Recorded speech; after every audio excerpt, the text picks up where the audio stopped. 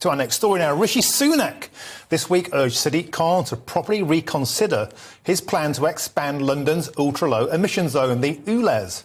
The zone was introduced in 2019, expanded in 2021 and is set to expand yet again in August to include all of Greater London with the aim of reducing air pollution.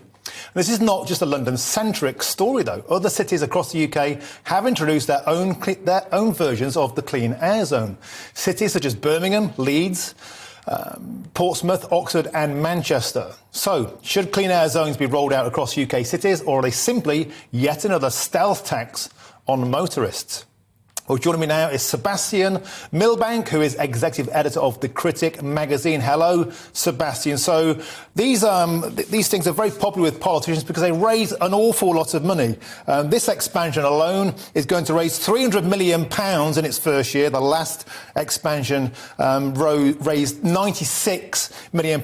This isn't about saving the planet, it's just about taxing motorists, isn't it?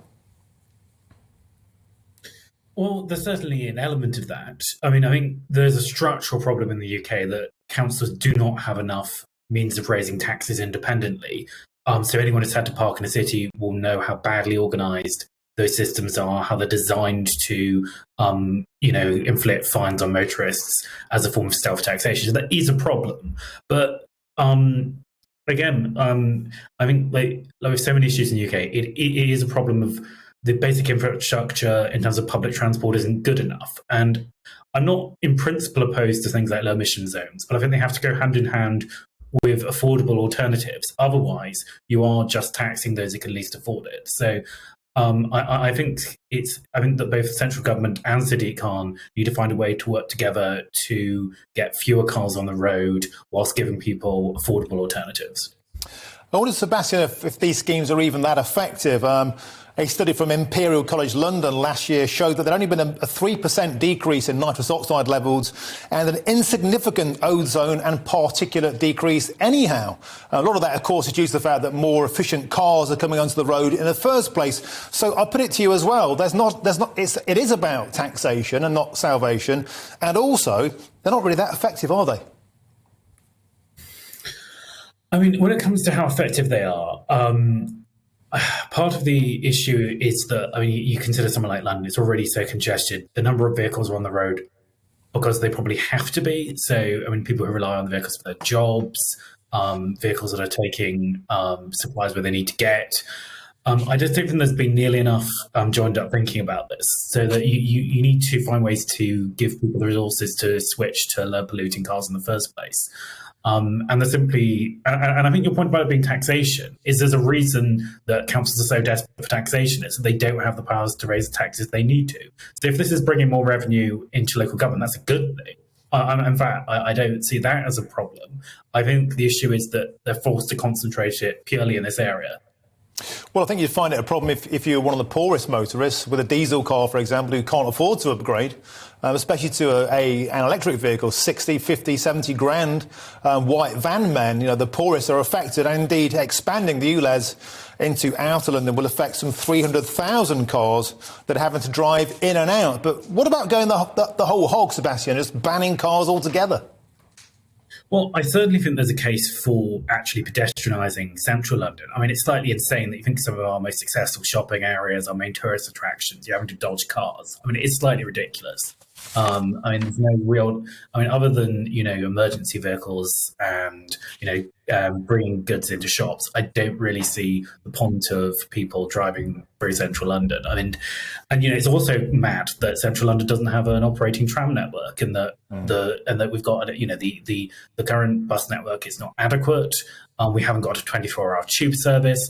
I mean, there are so many things on the list of the fact that London, I think the real issue of this low emission zone is that the alternatives aren't good enough. That if people had very good quality public transport, there'd be a case for motivating people to get on it. But when you've got an inadequate public transport, you've got people who need to, take their children to sports matches. You've got people who need to go to the shops. You do end up taxing. You're taxing individuals without giving them another way of doing things. And also, there's a political element to this. Harrow Council, which is part of the Outer London Donut, as they call it, is refusing. They're saying this week they're refusing to even install ULEZ cameras. So they're going to war with Sadiq Khan. They say they won't even put the cameras up. Yeah, and this is the problem, that it's very political. So you've got Labour councils that want more resources, and of course it's worth mentioning that austerity, which lasted for some time, fell predominantly on councils. Some councils saw 50% cuts in their budget, so it's not a surprise that they're trying to raise money any way they can. And you've got a Tory government that is refusing to invest in infrastructure and is refusing to give local government real power to raise tax and to invest in the local areas. So, and ordinary people have been caught in the middle.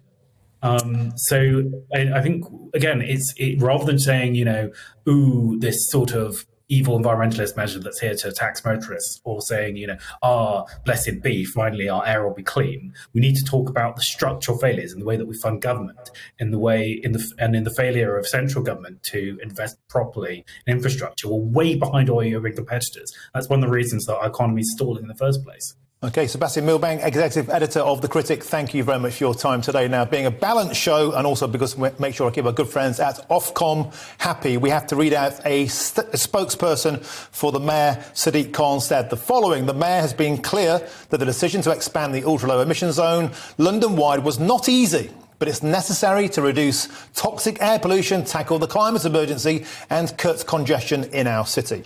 Around 4,000 Londoners die prematurely each year due to the toxic air in our city, with the greatest number of deaths attributable to air pollution in London's outer boroughs. The Mayor is committed to doing all he can to build a greener, safer London for everyone. He has listened to Londoners throughout this process, which is why he's announced the biggest scrappage scheme yet.